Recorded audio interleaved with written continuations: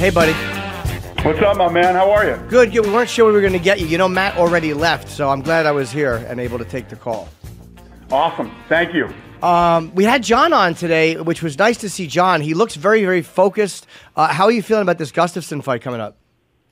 I'm feeling good about it. You know, I want to hear that John is focused and training and ready to go. And, you know, I'm excited for him to come back. And obviously that fight is, you know, the greatest light heavyweight title fight ever. And I expect the second one to be great, too. Yeah, I mean, it was 2013. And John said he hadn't trained as hard as he should have for that first one.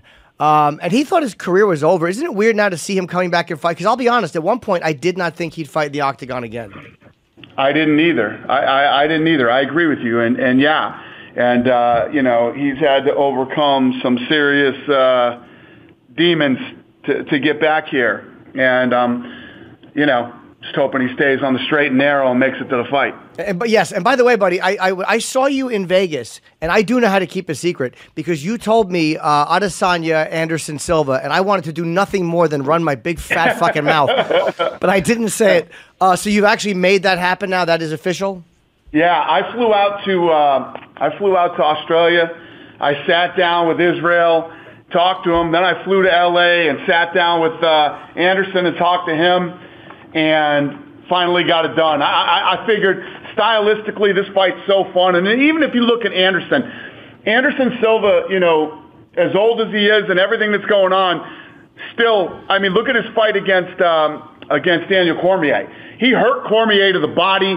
He's still a super talented guy. He loves martial arts. He stays in shape, and he stayed in shape this whole time. So, you know, it's going to be fun. And I'll be honest, one of the good things, too, because I love Israel Adesanya, is that this is a way to get him into a co-main event, because that's a big fight for him, and against a legend like Anderson Silva, this is actually a legitimate co-main event. Oh, yeah, it's an incredible co-main event.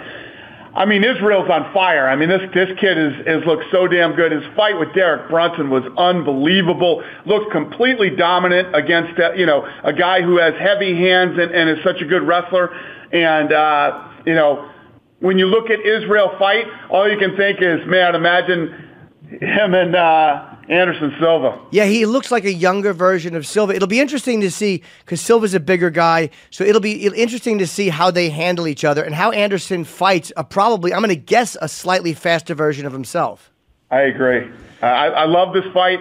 I personally wanted to see this fight myself, and makes all the sense in the world. I love it. And, you know, we talked to Ben Askren the other day. We haven't spoken to you since the big trade, which you pulled it off. It happened.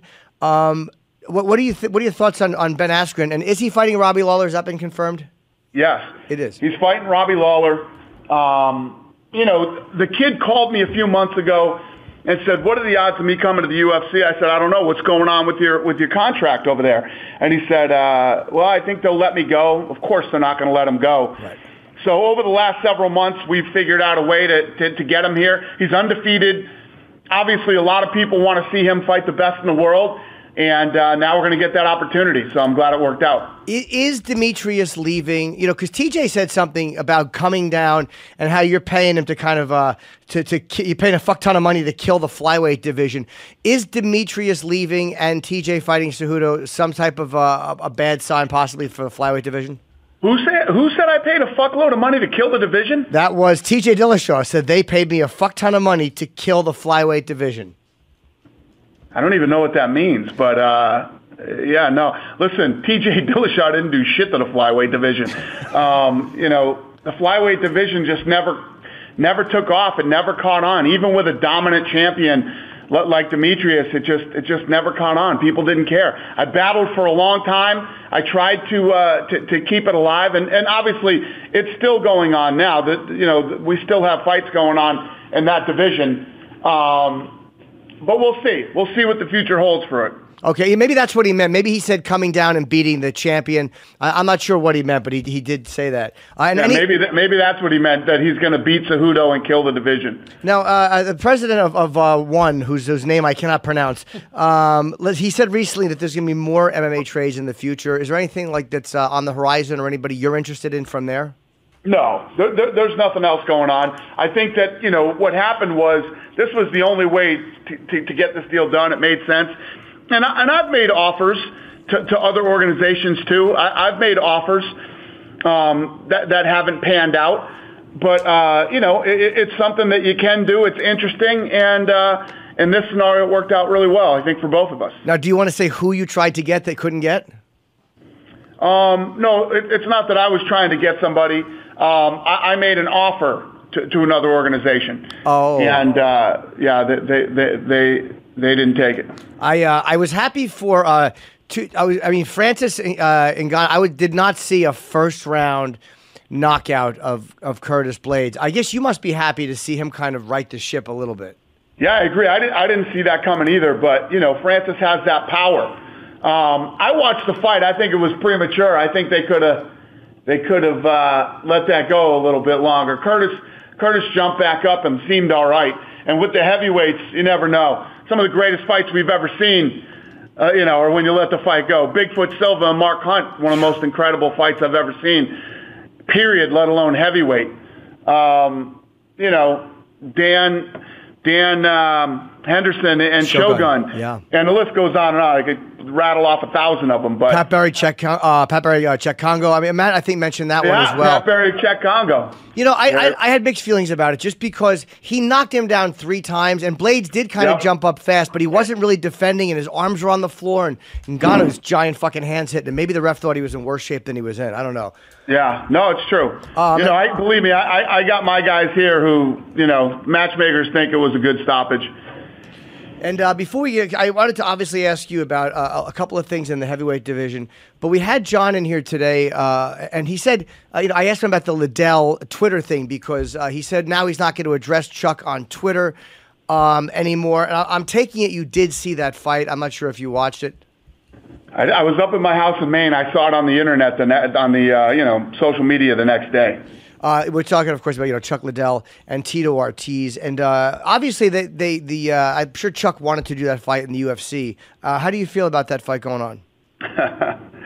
Listen, I love Chuck Liddell, and I don't ever want to badmouth Chuck Liddell, or even, you know, people even think I'm remotely badmouthing Chuck Liddell. But the reality is, first of all, let's say this first. I heard last week the Cokehead, Oscar De La Weirdo, is talking shit that I don't have any, you know, place to tell guys when to retire. You know, I don't tell friends when. First of all, it's called friendship. Friendship, you fucking Cokehead. I've been friends with Chuck Liddell, you know, for 20 years.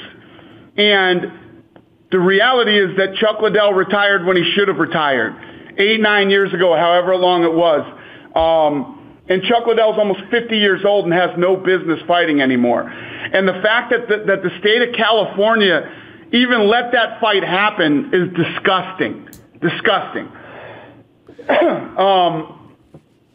You know, and, you know, Chuck Liddell has an incredible legacy. He's a huge superstar in this sport.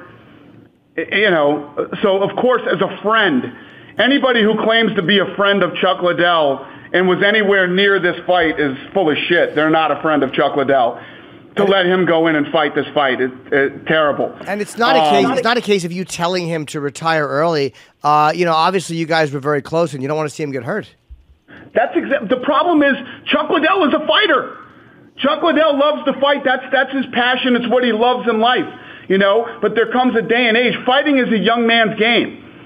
You can't do it. You know, and Oscar fucking De La Hoya says, you know, oh, come over to Golden Boy where we respect the fighters, and it makes me sick what these fighters were paid and all this shit. Out of 14 fights on the card, 5 bouts were amateur fights, which means he didn't pay him jack shit, right? Right. And 12 of the professional fighters on the card made less than 3-3. What the fuck are you talking about, you cokehead junkie? And some of the guys on the card made 1,000 and 1,000. And you know what? He respects the fighters so much, he couldn't even remember their fucking names at the press conference. Yeah, he was saying that imagine if you would have told George Foreman or Bernard Hopkins, but those guys are very, very rare exceptions. How about Meldrick Taylor or what happened to Ali? You know, there's so many more cases of fighters who get hurt badly and who wind up in terrible shape by fighting too long than the very, very rare exceptions who make it through okay. Exactly. I hope somebody talks De La Hoya into fighting again, okay? I hope the state of California makes the fight, and I hope he gets fucking knocked out just like Chuck Liddell did in the first round. Fucking cokehead nutball. Well, you know, Tito even said afterwards that he would not have let Chuck fight. Yeah. Tito's listen. Tito and Oscar De La Dummy were made for each other, man. Those two fucking nutheads. First of all, Tito says, "Hey, you guys want to get paid? Come over to Golden Boy MMA." Are you kidding me? Hey, my brother, wait a couple months till this whole thing pans out. Everybody's going to be suing everybody in a couple months. There was no money made over there. De La Hoya is a moron, an absolute moron, and I don't know how Chuck allowed himself to be talked into this stupid shit. You know, it's probably just one of those things where he wanted to fight, and Oscar De La Hoya told him what he wanted to hear. Yeah, I agree with you, unfortunately. Have you talked to Chuck at all in the lead up or since the fight? Have you guys spoken? I did. I talked to him before the fight, but I haven't talked to him since. You know, I'm at least going to give the guy a couple days, and I'll give him a call this week. Yeah, I mean, and when he says something like, "Well, who's to tell fighters?" I mean, that's like saying, "Why have a ref? Who's to tell fighters when they're not knocked out?" I mean, you know, there are people around you who kind of have to look out. Well, you know who tells a fighter when it's time to hang up? His friend. That's who tells him when it's time to hang it up. That's right. His friend does. Joe told, there's a famous, where Joe and Brendan Schaub were talking, and Joe told him, "Look, I don't know if you can do this anymore." And it's, I'm sure, a very hard conversation to have with a guy that you respect, but the fact that you care about him has got to come above possibly hurting his feelings or pissing him off. 100%. Do you 100%. Do you think this is purely financial for Chuck, or do you think that there was a combination of just wanting to get in there again? Because 8 years is a long layoff. Listen, Chuck Liddell is a fighter, man. Chuck, when I asked Chuck to retire, he didn't want to either. You know, he should have retired when he did, and he should have stayed retired. But like the Cokehead said, you know, Chuck's a grown man and can do whatever he wants to do. But that's when the state of California has to step in and protect the fighter from himself. Yeah, and didn't De La Hoya at first, wasn't he knocking the whole Conor Floyd thing? And then after he saw how popular it was, that he said he wanted to step in and fight Conor? Yeah, no, that's what started this whole thing with me and him. I had always liked Oscar, respected him, you know, talked about his fights and stuff. Then the guy comes out and starts ripping Conor McGregor versus Floyd. Then as soon as the fight's over, he says now he wants to fight Conor McGregor. This guy needs to check himself into rehab immediately. Do you think that's what it is? He's standing up at a press conference, rubbing his hands, talking about how cold he is, and that he doesn't know any of the fighters, doesn't know any of their names. The main event, he doesn't even know how to say Chuck Liddell. What do you think he's doing in MMA? Do you think it's just the way he's a little late and he figures he can make money off it, or? I think he's snorting a ton of cocaine, and Google him. Google him. I think he's snorting a ton of cocaine and doing a lot of other things. And then, you know, I don't even think he's involved in any of this stuff. I think there's a bunch of people behind the scenes who really do all the work and put this together for him. He snorts about 12 pounds of coke when he gets up in the morning and just shows up where they tell him to show up. I love you. Yeah, I mean, it is weird to hear him try to get into to get into it, and then just say how you know, and then stand on the other side and try to be a competitor. I think just wants to get into the game, and he's probably a little bit too late. It's not even that he's too late. He's not smart enough to get into the game. He's not smart enough, and he doesn't have the work ethic. This guy's a total, you know, he's doing other things. He's doing recreational things that are keeping him from even thinking about competing. You know what I mean? You show up to a press conference, at the very least, I'll give you this one, at least know how to say the main event's name, okay? Yeah. Let alone, he literally lines up a bunch of guys behind him. He's like, yeah, I don't really know any of these guys or their names. Well, how about you write it down on a fucking piece of paper, you dope? Yeah. Okay? Write it down on a piece of paper and read the piece of paper. You know? Well, you know. He is, This guy has no shame. He's unbelievable. I just, some of the things that this guy has done, I would disappear and you'd never see me again. He doesn't give a shit. He jumps right back up there, talking in front of the media. He's hilarious. Well, hopefully Chuck, and again, I love Chuck too. He's one of the first fighters I ever interviewed. I have a lot of respect for Chuck. He's a legend. And again, these guys, it's very hard for them to step away. I'm sure like the rush of walking in, when he used to come out, even at events when I'd see him when he had a job for UFC, just whenever he walked into the arena, the place would explode. And it's got to be very hard for guys to walk away from that. But you still... It is, yeah. It's very hard. And one of the things that, again, bums me out is my thing was there's no way first of all, I don't want to make $1 of this kind of money. Right. I do not. I've said that since day one. When I mean day one, 17 years ago. Number two is my backup, which I was hoping is no major state will sanction this fight. That's not going to happen. Because all the big states like Nevada, California, New York, whatever, they have athletic commissions. No athletic commission, major athletic commission is going to sanction this fight. Wrong. Yeah. Did they so try? I was hoping this thing would end up, they're going to be in, Kentucky somewhere trying to make this fight, and the fight would never come off. I didn't know Kentucky, California was going to happen. I didn't see that coming. Dana, did they try it in New York or in Vegas? Or? They didn't have to. They were the Oscar de la Knucklehead, and California took it immediately. California didn't even blink at that fight. Yeah, and Are you kidding me? How many first-round knockouts has Tito? How many knockouts has Tito had in his career? Standing knockouts like that? None. Chuck Liddell should have never been in that fight. All the fans were talking about it leading up to the, just watching footage. Did anybody from the Athletic Commission show up to watch him spar or anything like that? It's just, it's terrible, man. And the fans love Chuck, and I think one reason even fans still want to see somebody fight, it's almost like when you want to see your favorite band, a reunion. Watching them reminds you of how you were 10 years ago too. So it brings people back, and it's a spectacle, and people are like, hey, if he's still fighting, then I'm not as old as I thought I was. But the UFC could have made probably a good money off doing this fight, and you guys obviously declined it because, like you said, you don't want to make money on that. Never. Well, hopefully, never, man. Hopefully he's okay.